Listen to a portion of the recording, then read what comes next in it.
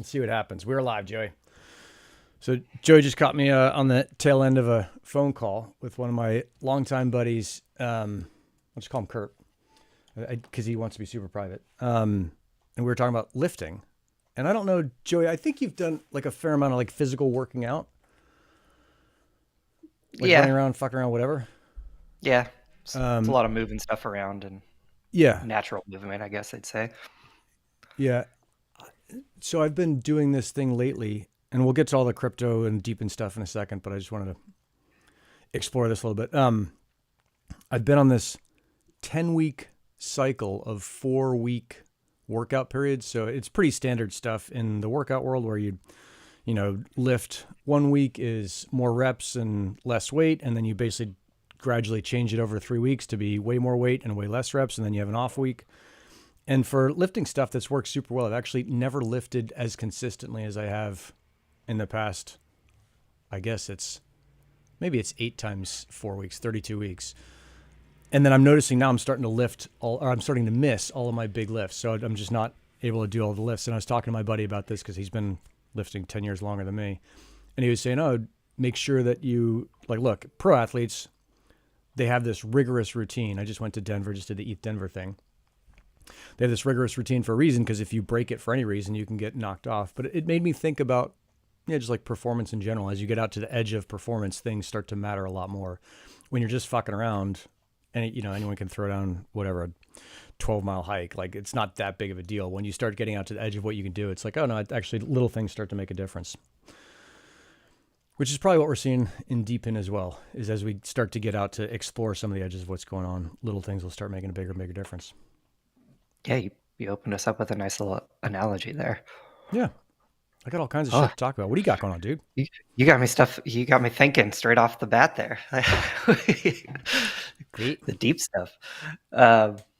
Yeah, wow. Well, nothing as profound on my end. Okay. So we're keeping things tactical, keeping things moving. I like it. I just got a LoRa device back online I haven't fucked with LoRa in a while. I got a Helium device back online, and it was fun. Like, I forgot how fun it was to see that little blue blip on Chirp Stack that's like, hey, I'm alive. I'm reporting. What's up? I think I saw your post about that. Yeah, it's so satisfying. Even if it's like been a day, like sitting down, running something, and just knowing all those pieces are working behind the scenes, it's pretty magical. Yeah. Speaking of that, we should get Keenan up. This is something that none of the three of us know about, but my outdoor CBRS that's been sitting on the roof of my house forever and working fine. I just noticed, and it's actually Keenan's. He bought it when we were at Austin. And since he's Canadian, and we Americans have blocked off all possible foreign participation in CBRS, he's like, oh, I'll just send it to you and set it up. So I'd set it up on another place, another location, switched it to my house months and months ago. It was working fine. And for some reason it's off, and I haven't spent the time to fuck around getting it back on. So it's not earning mobile. But none of the three of us know anything about mobile. So it's just like, oh, I got to talk to Max about it. And Max is always like, well, you can hire me to help you. I'm like, oh, you son of a bitch. You don't get a discount? I don't get a discount, no. Yeah, so that was ages ago too. I remember, I think it was CalChip was there selling those things. Yeah. Early. Yeah. Yeah, another thing was fun to set up at first when we all thought that mobile was going to instantly work. And then it didn't for a long time. And then now it seems like it's working pretty well. Yeah. And it's the recurring theme of this show. It's like we're all figuring it out. So CBRS is like, great, cool, unlicensed spectrum for cellular. And then it's like, oh, great. The carriers haven't quite figured this whole thing out. So, yeah. Interesting stuff. Have you messed around with mobile outside of Wi-Fi? I don't think you have. Or not much. I've got a CBRS set up. Yeah. And have you noticed that it goes on and off, or it's been on the whole time for you, or you don't know? I don't look that closely. I think it's generally been on. Yeah, hard to say. Okay, cool. Well, I think that's a good indication that I'm doing everything. Well, at least that both of us are at the same level of like, I got other shit to do. It's that's the big overlying part. Yeah, there's the unplug it, plug it back in thing, but other than that, I wouldn't really know where to point you. Yeah, no, I'll sit down and fuck around with it today. Lee just took off for Indiana, so I'm by myself for a week. So I've got a little bit of extra time on the one side to do my own stuff because we spend a lot of time together, and then a little less time because she usually cooks the meals. So it's like, ah, shit. Mm. I may have the Yeah. same amount of free time. You don't have shop duties this week then? I do, yeah. Yeah. I've got to actually go Okay. in today, so I got to cover a bunch of her shifts. But Yeah, that'll keep you busy. yeah, Um, yeah, it's fun stuff. I've been mucking about with the Ator Relay that I picked up at ETH Denver, and I'm just starting to get questions on Twitter about that, starting to get DMs from people who are like, "Oh, I bought one of those things. What is it? What does it do?" And I think one interesting thing is right now in the last 24 hours, that thing has used just over a gigabyte of data. hmm, So kind of something not a to ton. think about. Yeah. Probably not going to be putting that on a mountaintop. Not that it needs to be, but Well, yeah. Hopefully, don't need to. yeah. Yeah. I really want to put a wing bits on a mountaintop because I've got a great mountaintop, but they consume a ton of data, and I don't see that working out over a cell connection. So Right. Yeah. Yeah. I still think there's a way to get in there and just like sort of do some selective packets to lighten that load because it's just streaming everything it sees right now, and yeah, that's going to be that's a whole bunch of data. But and frankly, Ator probably, or no, sorry, WingBits probably doesn't even need all that data, right? There's be tons of redundancy in there, yeah. I unless think they're I'm doing only providing multilateration. 18% of the coverage in San Diego. They've got a pretty cool little dashboard where they show Yeah. you how much of the coverage you're providing for any given res 3 hex. Like they're giant hexes. Okay. I So love everyone's using H3 for everything now. Just universal. It's great. yeah, yeah. We had to Max and I had to explain it to one of our early clients. They didn't know about it at all. It was like, oh no, this is what everybody does, and it really was what Helium had done. But it's such an obviously good solution that it was. It's it kind of is and is like, Or do you not think so? Do we make a well, mistake? it's not what everybody does because a lot of people are using like Esri GIS software, and that's all like geopolygon stuff. That and it's this idea of having geographic binning, like what H3 does, makes the whole data problem so much easier. It's just so easy to traverse and visualize and all that other stuff. So I'm obviously a big fan, but Yeah, it works took well me for. getting in there and like building, stuff in the mappers platform to be like, oh yeah, this is totally the way to do this. So yeah. Yeah, Um, no, it's. I mean, it makes sense to me, but I think that's the other piece is that I came into this like a lot of people without any real background in any of it, right? Like mhm. just enough background to get started and figure the rest of it out. And so some of the stuff that is the first stuff we learned is just like, oh, well, that makes a ton of sense. Why would you do it any other way? And then you realize that some super smart set of engineers over the past 30 years has done it some other way. And for whatever reason, it's much easier for them and they're sticking with it. And it's hard to know. Yeah. It's like if the way that you learned is better just because it's the first thing you learned, or if it Hmm. actually is better and it's just the entrenched constituency is like, no, no, we're going to do it the old way. God damn it, get off It my is lawn. it is better. So Yeah, yeah. it's clearly it's better. Yeah. The old way was like you'd have big libraries of zip codes and you'd throw all your data in for like, nine whatever, 90210 and you, Dating yeah. yourself, Joey. Yeah, Which is yeah. fine. Like everyone says, like, who gives a fuck? I'm goddamn 46 years old. Like, is that a goddamn private thing? I think for some people Yeah. it is, but it's like, oh, this is when 1983 came along. I was 6 years old. You can do the fucking math. It's not that hard. Yep. Yeah. Yeah, So it's a whole you get the whole spectrum of people in the crypto space. yeah, 8 years to 80 probably. Uh, yeah, yeah. It's pretty uh, wild to see everybody come in. We've been interviewing folks at the shop for a new position, and it's fucking crazy across the decades because I mean, obviously, not only can you not age discriminate, but I think that in general, it seems like older folks just have their shit together more. I don't think that's that arguable, but mm, they also have, in some cases, much less exposure to technology and stuff that is completely natural to me as not like a, I wasn't born, I was born late 70s, so not a tech native. Um, but like using an iPad, no problem for me. For someone yeah, 10, 15 years older, they're just like, I don't know where to find this thing. Like, I'm not sure what I do. Like, am I going to break something? So right, pretty interesting to see how that plays out. right. Yeah. It's uh I haven't quite wrapped my head around that piece, but I've definitely experienced that kind of across all things. Yeah. And it just takes like there's that fear of breaking something. I think is probably, like you said, the scary bit. But I'm starting to see the whole fuck around and find out thing get used more. I thought, I don't know how long that's been around. Mhm. I only found it when I came into this whole helium world. So I've only been learning about it and using it for the past, I don't know, year or two. But I'm like, people that have no exposure to crypto, no exposure like the regular stuff, are starting to tell me that they are fucking around and finding out. I'm like, huh, is this a new thing? great, it's a good way to live. Yeah. Oh my god. It's like I've been doing this my whole life. I just didn't know there's a name for it. Right. I think before that it was YOLO, right? And then there's Yeah. Yeah. Oh, Keenan's an the 80s baby. All various right. terms. Dude, so I've got this idea, shapes of DePIN, which is not specific to helium at all, although I think helium is certainly doing some stuff with it. I don't know if that's something that you're like, oh yeah, let's chat about that, or if you're more like, oh no, let's just stick with technology. Let's talk shapes. I've got one thing that I want to just talk about, but Oh, we'll let's talk save about that your for thing then, later. and we can come back to shapes DePIN. Oh, well, so you were talking about onboarding sensors. Mm-hmm.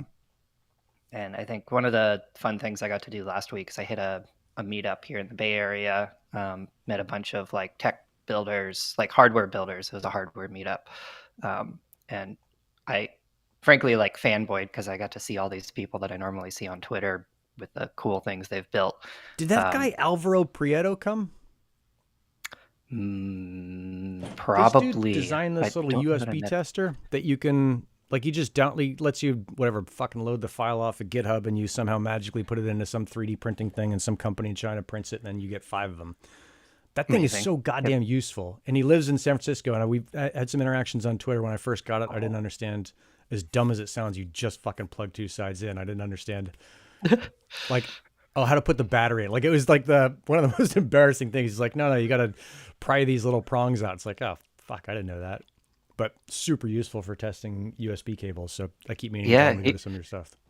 he was probably there. I got to meet Scott Bezick, who has this sort of demo thing that he built, and it's this knob, and it's actually a brushless motor inside that knob, and so he can virtualize any kind of physical knob because he can control that motor inside of it. So it can be a freely spinning, you just spin it and it just goes.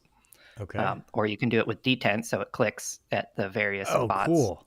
Or you can like push past a thing and then it'll snap back to the maximum, like all these kind of things. And then it's got a screen in the middle, so it's visualizing the entire Oh, dude, what's this experience. thing called? I'm going to go find it. This must be what Travis is fucking with. What's it called? It smart knob, if you I think is Smart what he knob. All called right. it. I'm going to make my little Yeah. notes here.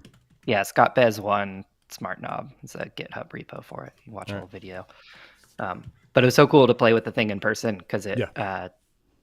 you watch these videos and you're like, oh, I feel like I know what that feels like, but then Yeah, it's but I like want you to sit fucking down get with my it and it's little like, oh, it mitts on really it. is. Yeah, for sure. So it was cool to get to chat with him a bit, and then met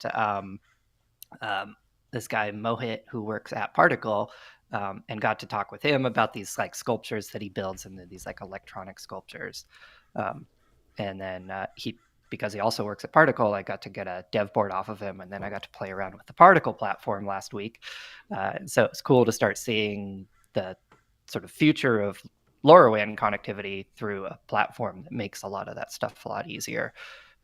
So super excited to keep pushing things forward with them. But Yeah.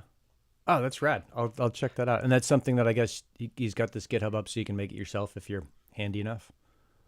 the smart knob. Yeah, Okay. there's demo stuff up there.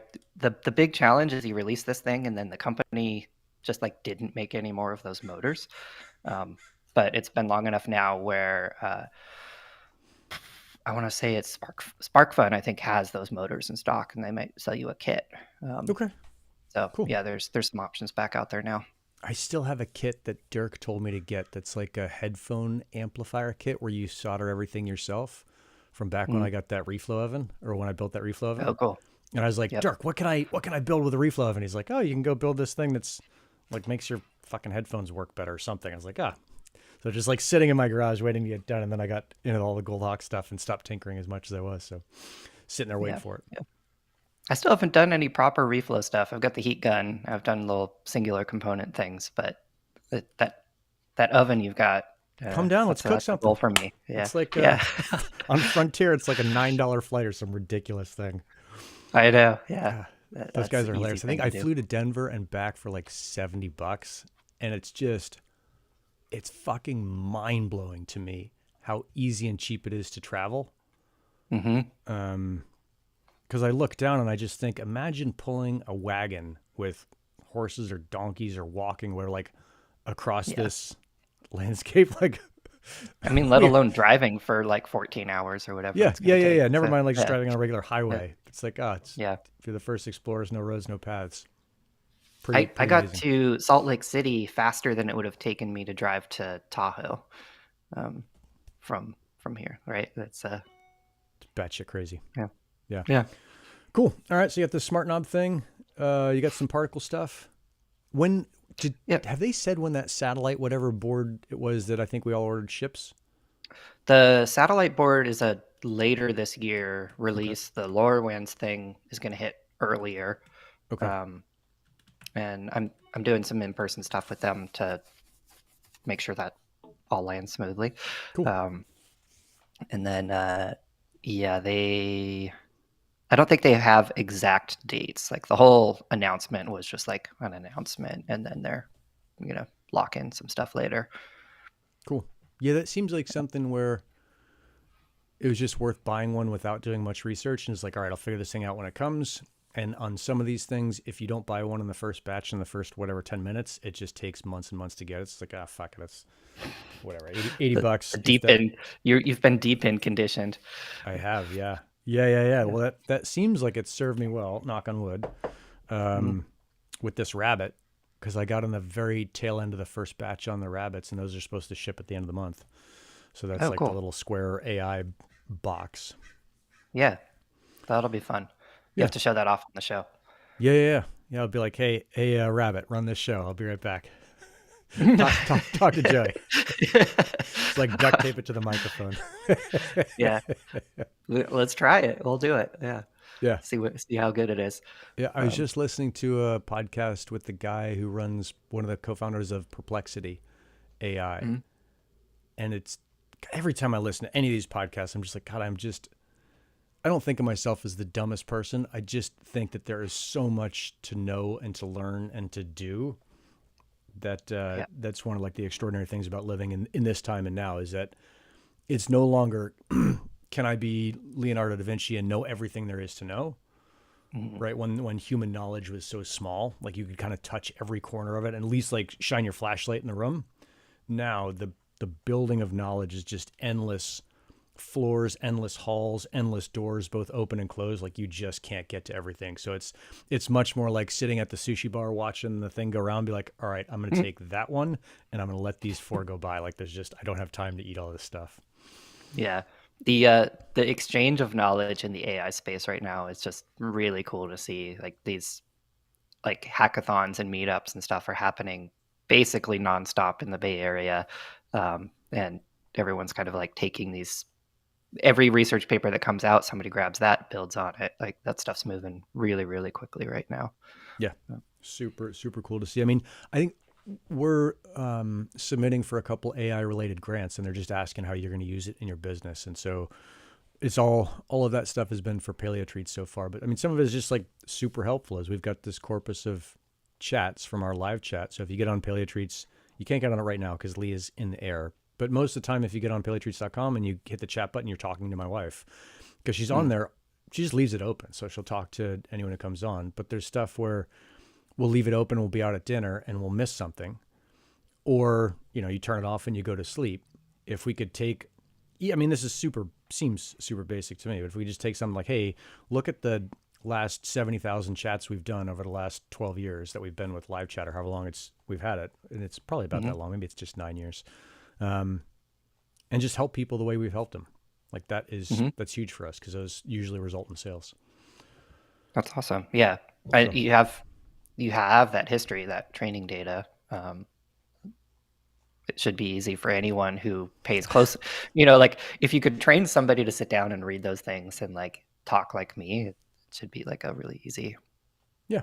thing to get through. But Yeah. Help folks um, out. So yeah. that's super cool to see that. And then I just think of all the other, I mean, I think of the things that AI has done also for me, where it just with the coding stuff, where we like built this little mini inventory management system in Python using Mhm. AI. Like, hey, here's what I want.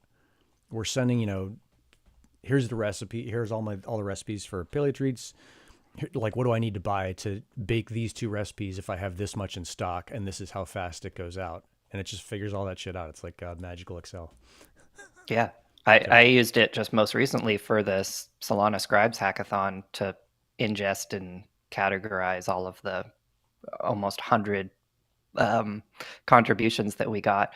Uh, and it was a lifesaver because I threw together a program that like organized and did all that stuff for me. It was pretty cool. yeah, it's badass. It's super cool just to be able to use it. So let's see. Let's do shapes of deep, and I got some other stuff that after that. So I've got this idea, Joey, where the original well-known DePIN is Helium. I think there's a bunch of other projects that can lay claim to being the actual original DePIN. Whatever. Like, I'm not trying to stake a claim for Helium being the first. Absolutely, just the first one that most people know about. And it was the thing that built an enormous LoRaWAN network when nobody really like wanted or needed one. Right? It was a cool idea to see like, oh, what happens when you have it, but it wasn't like there was a customer saying, I will pay $3 million every month to have access to a global LoRaWAN. Like, nobody was saying that. And as it turns out, there isn't a customer like that so far.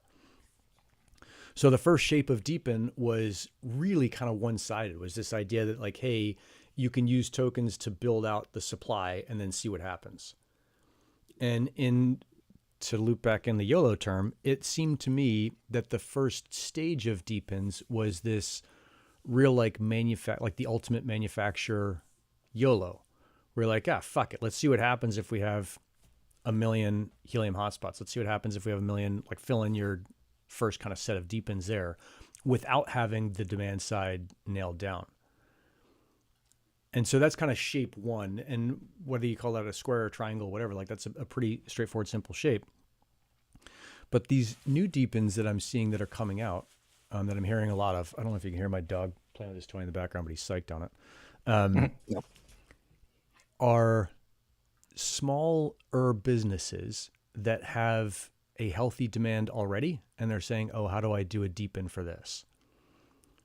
Right. So we've seen a couple. I don't know if these guys are public, so I won't put a name on it, but they, I think the story is like, hey, we have, I forget if it's $6 or $10 million of sales a year already. So for me, that's a giant business, but for like in the business world, that's a, medium-sized, small business, whatever. How do we take what we have and apply DePIN principles and then be able to service a much larger audience without doing all the capital expenditure? So I think that's kind of shape 2 is like they have a little bit of healthy demand. So they have enough to say that we've got product market fit. How do we expand it? And then I think the next shape after that ends up being this thing where a giant company that is successful, like Caterpillar, actually, no, not like Caterpillar. Caterpillar is my last example, but a bigger company that's like, okay, whatever, McDonald's comes along and says, how do we do a DePIN for McDonald's? How do we make it so whatever it is that needs to happen happens with DePIN? And then the last example I've got is Caterpillar, where they do heavy industry, they do power, so power production. And if you think about what's coming down the pipe with AI, like pretty goddamn clearly, AI takes a ton of power. So a company like Caterpillar that's been around for 100 years that does heavy construction and power and the rest of it, like they're well positioned to take advantage of that, is how do you start to apply that DePIN design space to all of these companies? And is it appropriate for all of them, or how are they going to figure it out? So yeah.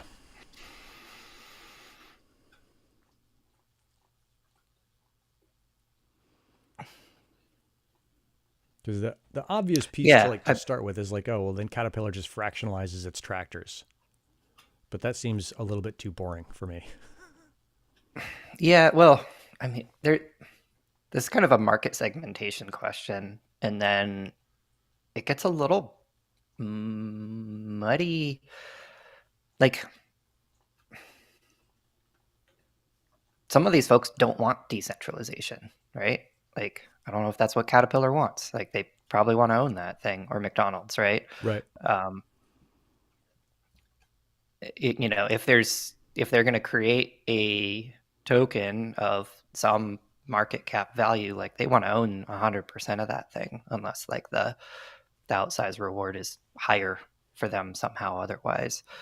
Um, and, Yeah. So maybe then we go back to I think I'm seeing a bunch of the AI DePINs spring up where their basic thing is, hey, you provide a GPU to our network, and then our network gets Mhm. bigger and bigger GPUs. I was just listening to this podcast about this one where the guy running Perplexity, which is one of the AI, I don't know, projects out there, Mhm. said he was trying to hire an engineer away from Meta.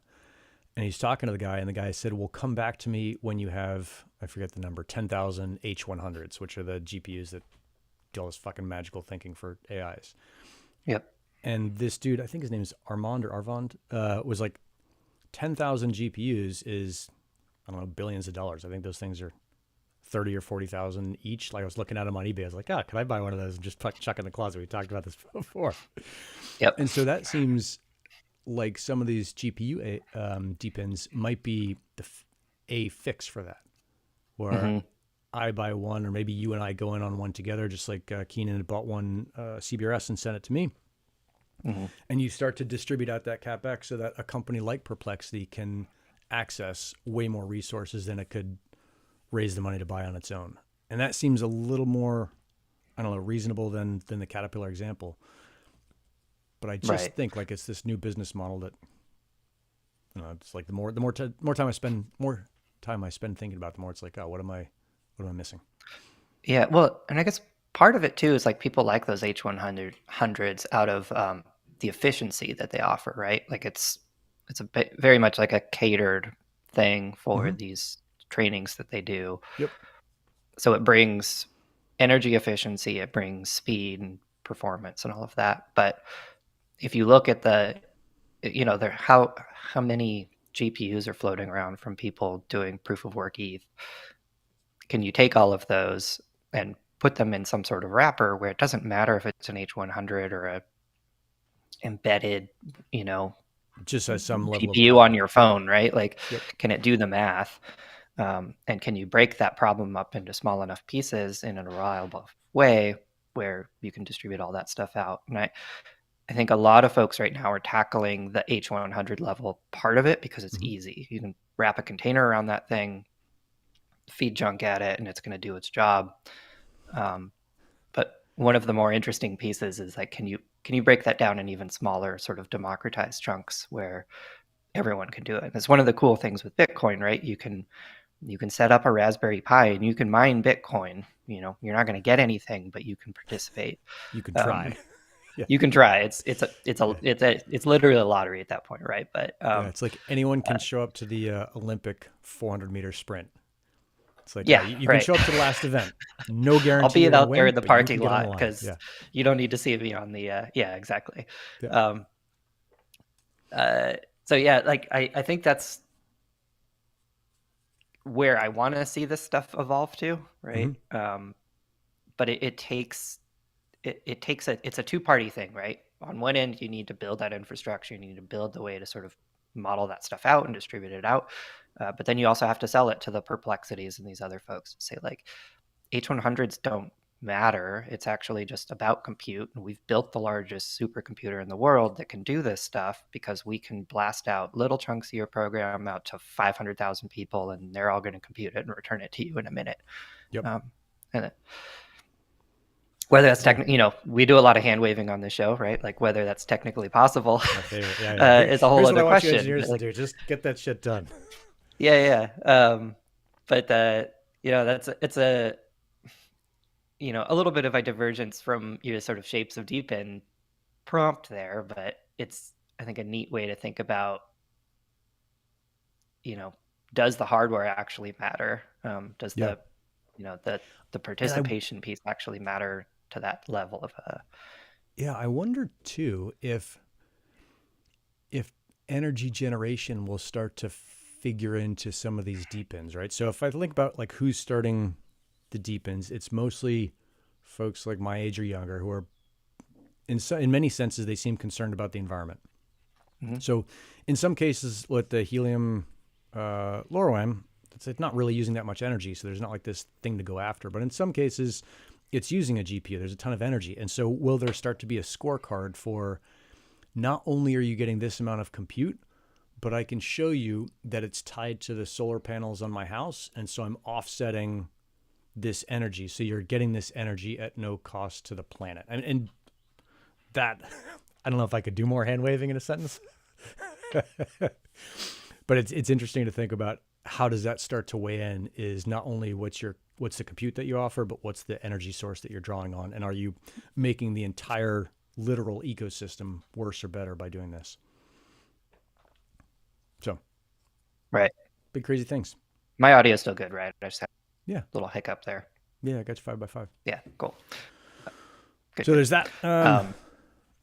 Let's see. I've also been fucking around with going back to the scale idea. I don't know, we talked about this literally years ago, is just getting an off-the-shelf scale, putting it on the floor, putting Paleo Treats ingredients on top of it, hooking up some kind of radio to it, and then it spits out the weight, whatever, once every 12 hours, once every 4 hours, so that I know that once we do a bake of cacao now, it's like, okay, that used 972 grams of cacao powder, whatever it is. Oh, that is easy. We should absolutely do that. That's I'm a not weekend sure. project. Yeah. So I think it's easy to do it, like to figure out the one thing. It's harder to figure out, and this is really like a cost piece. How do you do that for the 15 ingredients, or we might have 20 something ingredients that we have, and then convince me as a business owner that that is worth doing? And it's, I mean, this is Paleo Treats is a really small business. So costs are, spending is super tight with that one. It has this giant luxury of being attached to Gristle King and Gold Hawk. So I can take some of the money from GK and say like, all right, we're going to spend it on PT and just do some experimentation. And then in the bakery building that we're in, there are 30 other businesses that if I can show that, hey, this is how we do it at PT, it actually wasn't cost effective for us to do it, but it starts to get interesting if I can say, hey, everybody in here can use this, because now I can buy whatever 200 scales and 200 piece, radios and the rest of it, and show you in a online dashboard like, hey, here's what you're using, and maybe here's what your employees are deciding to take home because they feel like they need it more than you. Because we've had some stuff stolen in that building. It's like, oh, motherfucker. Yeah, that sucks. I guess, one of those things is like everyone runs a business a little bit differently, and every bakery runs their bakery a little bit differently. Like that's the challenge, right? Like, do you store stuff in the sack that it came from the distributor, or are you dumping those into a bin? And that makes a really big difference in how you approach that problem. And the cool thing is that LoRaWAN, Helium, the chips are cheap, $10, right? Way cheaper than they were when we started. Yeah. That stuff's come down, and probably some small thanks to Helium, right, for just doing crazy volume in that space. I think directly attributable to Helium, not like a small thing. Like that's one of the things Helium gave to the world without meaning to. It's just like, oh yeah, those old LoRaWAN gateways that are $800, now you can buy them for $79. Yep. Yeah. It's pretty sweet. And then load cells are pretty cheap too. So like a scale, you go buy one on Amazon, they're going to charge you $40 because they can, but realistically that's like $5 in parts. So some of that Brian stuff Bowie and I were talking about this a while ago, and it was like the same thing, and then we started looking into it, and it's like, if I'm going to I'm fucking way open to figuring it out. Yeah. I'm curious what challenges you ran into too, because I'm just kind of doing off the top of my head from what I've seen, but some of those questions of like how accurate does it need to be, and does it need to be calibrated, and all that other fun stuff are challenges. But if you can tear the thing out and know your base weight and dump some volume of stuff in there, and you watch it come back to its tare weight, like you've solved your problem. You don't need to know there's 500 pounds in there. Like, that'd be a lot, but 80 pounds. We can do a little, we can do something on that, because I'd love to figure it out, even for just one thing where we set up I think this is always the way I'd rather do anything, and then I get forced to do other stuff for profit. But it's like if we could set up something and put it on GitHub and like, yeah, anyone can build this thing, and here's exactly how to do it. And like the original VO2 mask is like, yeah, I think it's $168 in parts. Go for it. Yeah. This would be a cool thing to do with the new particle chips, actually, because then you'd have Oh, maybe we Wi-Fi do with that. connectivity. So Yeah. you could hit any shop and it'd fall back to Helium or like whatever the rank order you set. Oh, Could be that's a the fun way. And then project. let's see, the particle boards, they're still $40 or something each. Like they weren't super cheap, but maybe they have Yeah, cheaper ones or cheaper options.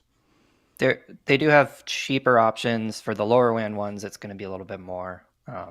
So yeah, that's overhead. But as a demo project, it could be kind of a neat way to approach it. Otherwise, you just go straight like Heltec cube cells for $11 each or whatever, and you're Yeah. you're good to go. Cool. No, I'd love to set some time. Like it's been too long since I've gotten to stand at my little tinkering table back there and fuck Yep. around with something. Like I've been doing so much, Ma- yeah, other stuff. I went so like I did this hardware meetup the past week and they had a whole electronics lab in there and it just reminded me how I need to like up my game here. I've got a power supply that I've had since college and it's got this knob where if you touch it, it'll like shoot up to 12 volts and then back Yep. down to 3 Yep. Yep. volts and Yep. it's like Yep. yeah, it's just like it's really terrifying to do any work with it because you're like could fry this thing, don't really know. Um, and so I need to like shed some of the older stuff, get some better hardware, and that stuff has gotten so much cheaper now. Like you can It's buy an cheaper and oscilloscope. better. You can buy But a good oscilloscope for like $300 or $400. Um, have you seen this red pitahaya? no, Let me go find this thing and I'll drop it in. I'll just put it right in our thing. Red pita. I think Vortal. Oh, that is not the goddamn thing I wanted. There we I go. was expecting some sort of like fruit, but Yeah. Let's see. I'll dig this thing up. But so these things they end up being $900, more than your $400 thing. Let me see if I can dig this thing up that I just found. But it'll measure energy. It'll generate signals. It'll read signals. It'll do all this crazy shit. Oh, here it is. Cool. Let me see if I can this open might it. be my new thing.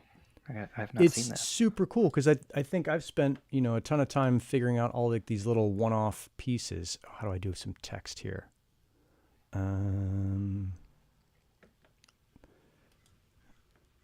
All right, let's see if this works. Not Dune. Edit the text. You should go there too. There's cool stuff in there. Yeah. Red Pitaya. That's it. And I don't know if you can. You probably can't copy and paste that, huh? Shit. No, I'm on their site though. So Okay. Cool. I'll just you hit RedPaya and what is that? The STEM Lab 125. Yeah. I'll drop the link is in the chat as well. But it was like a super cool thing. For $1,000, you start to get access to pretty amazing technology that you couldn't touch 5-10 years ago. And there's all kinds of shit you can do with it and figure out what's going on. And some of this stuff is, I guess we can link this back to Helium, is amateur jade hair. The hotspot that I put on that mountain is down. I don't know how long it's been down for. I'm like 30 days. I just noticed it the other day. I was like, oh shit, I've got to go out there. And I started thinking, like, what can I do? Like, how do I repair this thing? I put it out with a Cradle Point 650C, like a pretty fancy modem. And I think we talked about this a little bit last time, but is there right now a package that's got the modem and whatever I need to run the hotspot, which was never more than a Pi Zero because it's just a packet forwarder. And what else is on that thing? Oh, the radio, the LoRa piece. So it's like, how do I bring a little box out there? Take the old box off that was giant, had a huge battery. It was the very first one I did that was way out back and beyond. So I was like, oh, I'll just overbuild this thing. But I think we can get something that's like, I don't know, pretty small, pull the old one off, put the new one on, and have like a better system. And it seems like there's now, what was it, the SX 1230s or 62s or something, where like those were super fancy 3 years ago, and now there's like new stuff that's even better. Like, how do we build like a new off-grid Helium hotspot? Yeah. Get some fine time stamping and LBT going on that new thing. Yeah. Yeah, some super fancy shit. Whatever happened to the secure concentrator with Paul? They're out in the world. I caught up with Paul the other day. He's doing some stuff. Okay. So yeah, hopefully he'll have some cool updates soon. But he's playing around with fine time stamping in the wild and seeing some cool results. So yeah, I won't spoil his news. Okay. Oh, it looks like nails on it. If you have the key, working. get a Dragino LPS 8N and Oh take it yeah, out of the case. those Draginos are great. They're also Really? Okay, probably on like the lower end for power consumption. They're right in like 2.5 watts.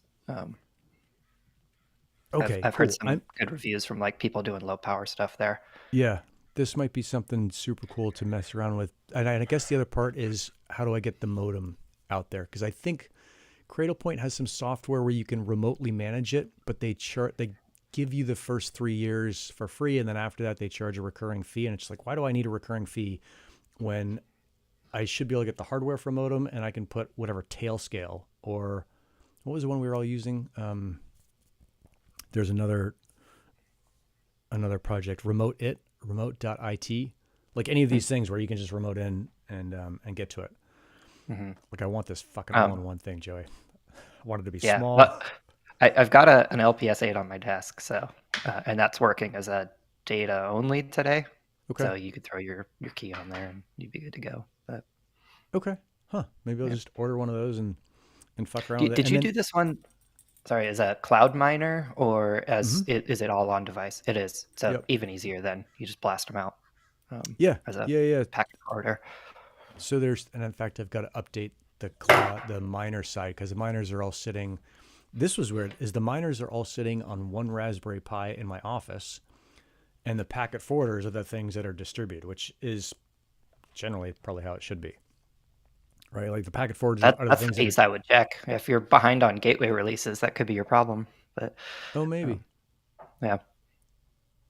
I'll talk with Jerm. Walk me through, because the one in my house went down the other day, and that was one of the very first ones I put up. And he was like, "Oh yeah, I've got this cool thing," and we spent like 3 hours figuring out all the things I hadn't done over the past fucking 2 years to get that thing working. Still had the blockchain on there, like yeah. It may well have. And I wiped. That was the one that got ruined in the rain, so. I started over from scratch. That was actually the one that you and I were working on a bit, and then Germ figured out a bunch of stuff and was like, "Oh yeah, I'll update the repos. I'll do some nerd work on this stuff," because he wanted to see.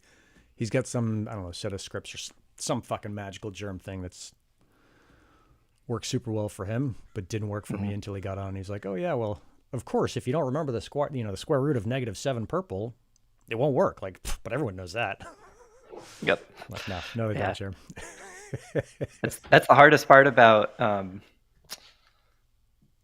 doing some of the stuff on the fly and doing it with other folks, is everyone does their things a little bit differently. And then when you have to go and maintain it, you're like, wait, did he do that as a system service or is it a cron job? And then you're like, what was it named? You digging around, it takes forever. But the more you do it, the more you learn it. So it's good. Yeah, I remember there was one point where I felt super comfortable with doing any of these kind of on my own, and then I didn't touch it for whatever, a year and a half, and now it's like, what do we do again here? Where's that one folder? Yep. Yeah. I let alone remembering username and password on some Raspberry Pi screwed to the wall or something. So and you're saying if you run mux on it, you could forward to your LNS and see packet info and check it's working, and add the chirp stack. So I usually solve by like SSHing to the device and check the logs, but having it force stuff over to you is like another good way to do that. Yeah. I was actually pretty impressed. I haven't used the chirp stack in a while. I've messed with it because everything I'd set up was either working or ran out of batteries. And then I re-put the Senzemo. Didn't I send that thing up to you? Yeah, I did. Oh yeah, I saw that in person. Yeah. Yep. It's my favorite one. That's the Harry Potter. Totally overkill industrial design on a weird sensor. Yeah. Super cool. Is our freezer went down at Paleo Treats. I'd had it in the freezer. I'd actually forgot I had it. It was way in the back. And when the repair guys came in, we pull everything out. I'd forgotten to pull that thing out. They're like, "What's this?" I'm like, "Oh, fuck. Let me go check and see if the thing's still working." Like that should have been my warning sign. And it ran out. I think it ran out of batteries. So put new batteries in it. Fired it up, saw it on, come through on the LNS.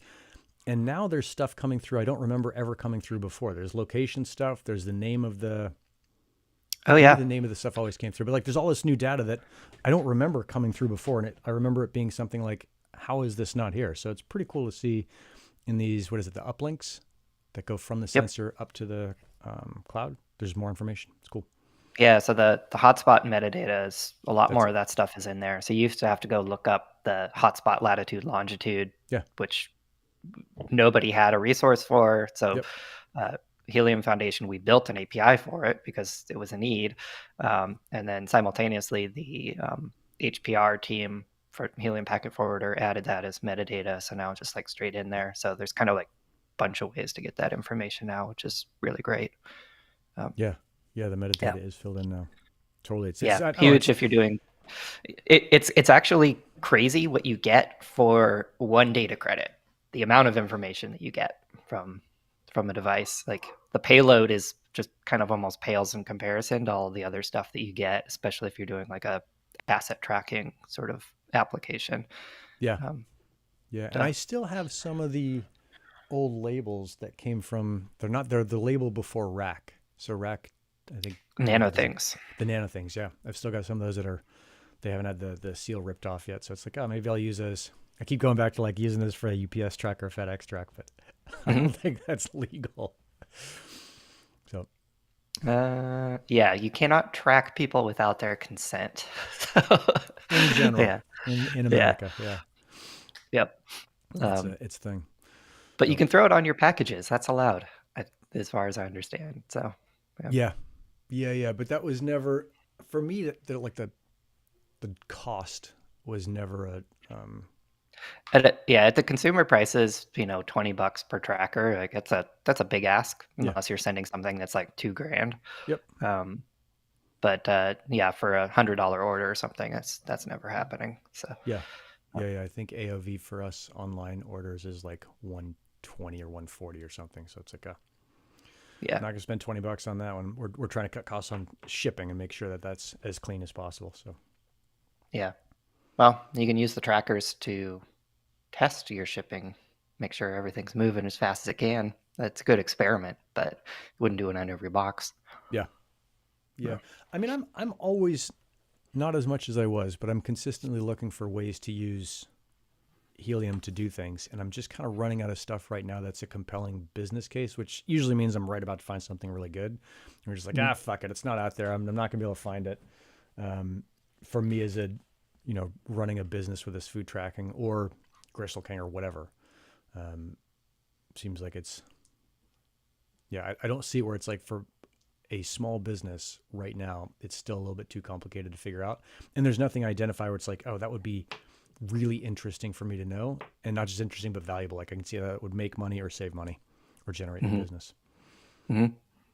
Or just general efficiencies, right? And this kind of goes to the whole thing of like the lowering the bar to solve these problems, whether it's like GPT or like what is a thing, but like putting scales in the shop, like that's a thing that you want, and you would find value in it once You it's want it. deployed.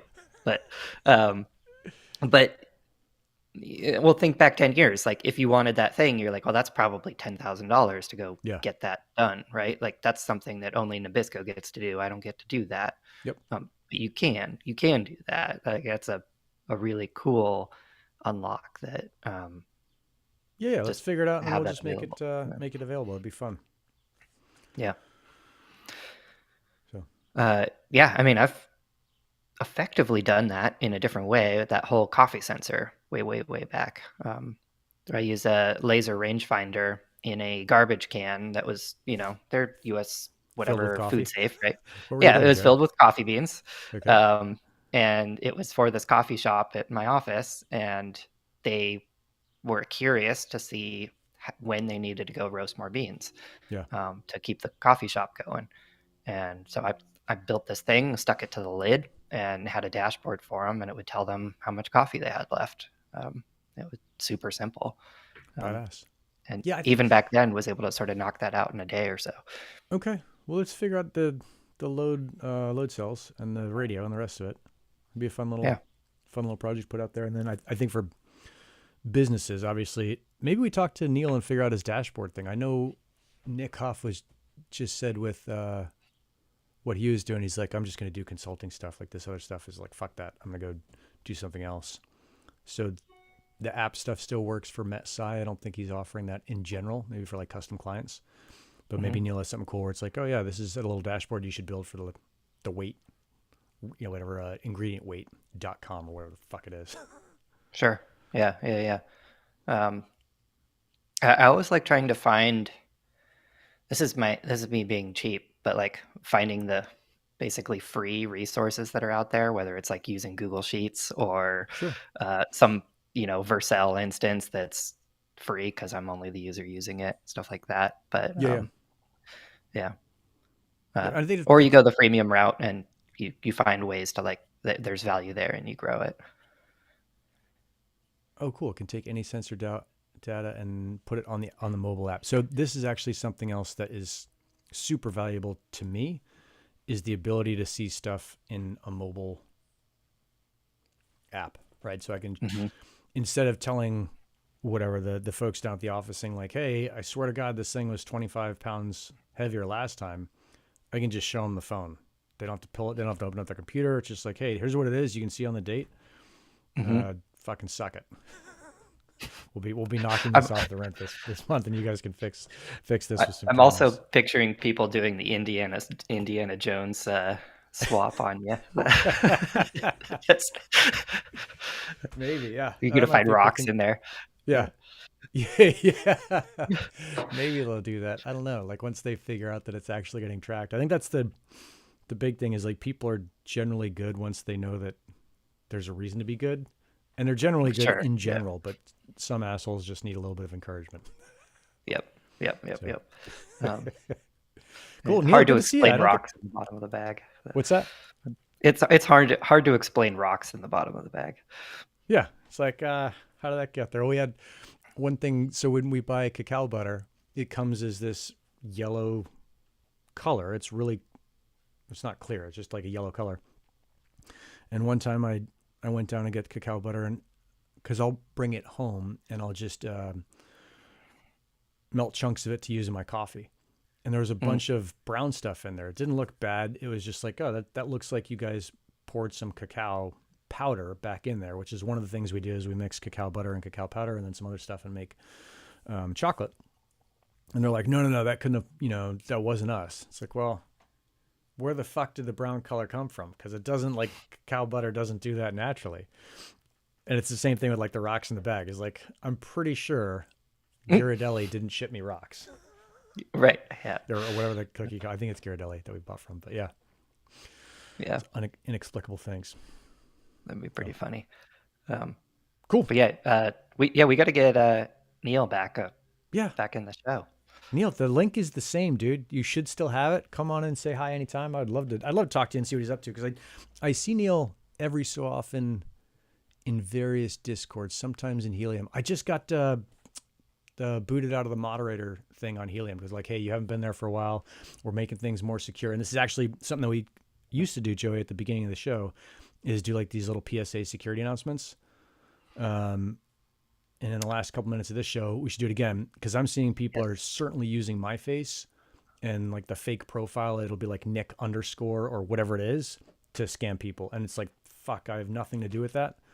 And I don't know of a way that I can stop it other than that you report those people. But it just happened in Wingbits. Those guys are like, hey, is this you? Because there was someone saying like, oh, get on here and use AnyDesk and we'll just go through and, connect your wallet real quick and make sure that you're getting all your points you're supposed to be getting. It's like, dude, run away from that. Yeah.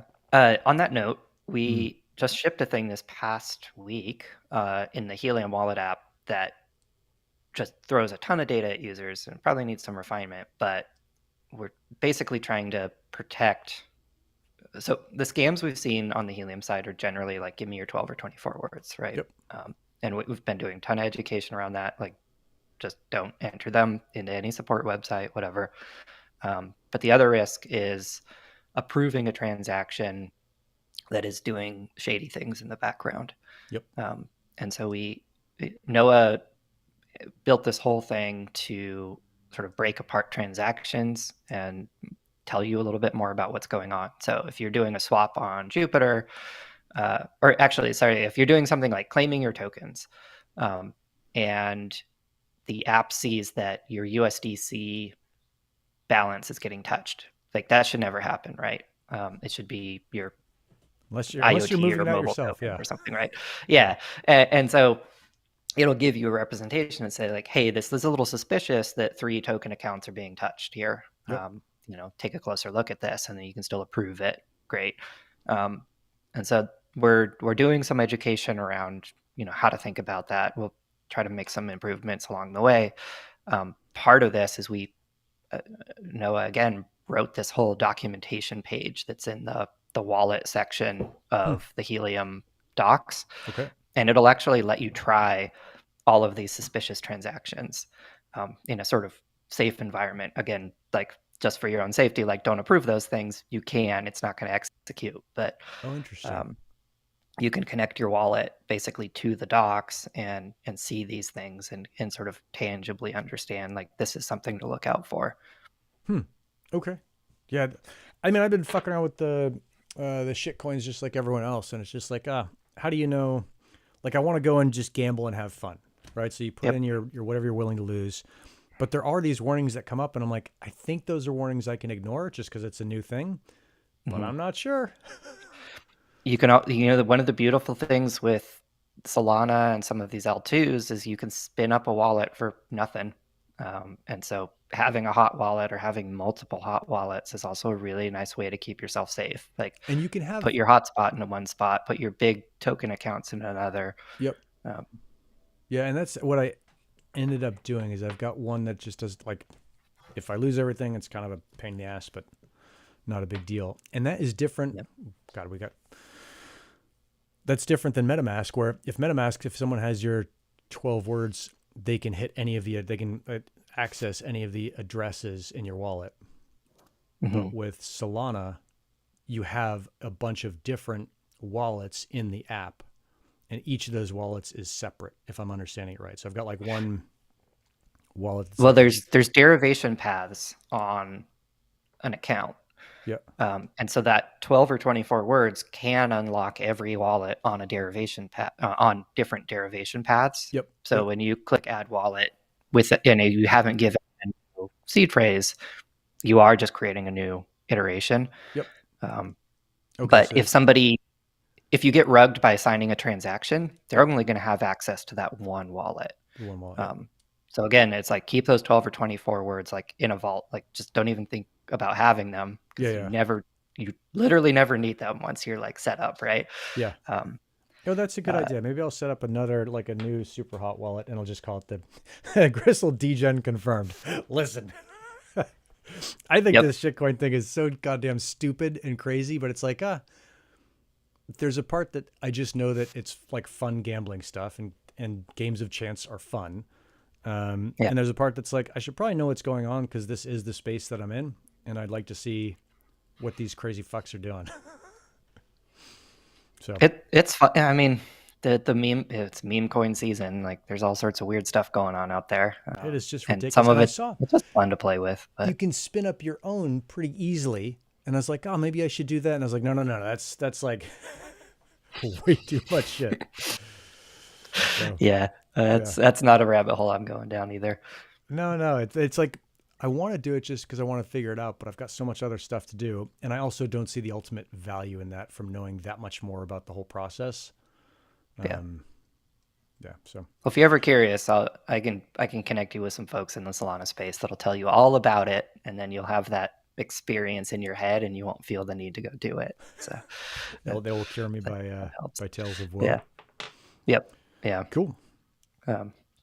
I just saw Siegfried's comment. We could go for another hour, right? Yeah. Like we'll just keep this thing rolling. Let me see what I've got on my calendar.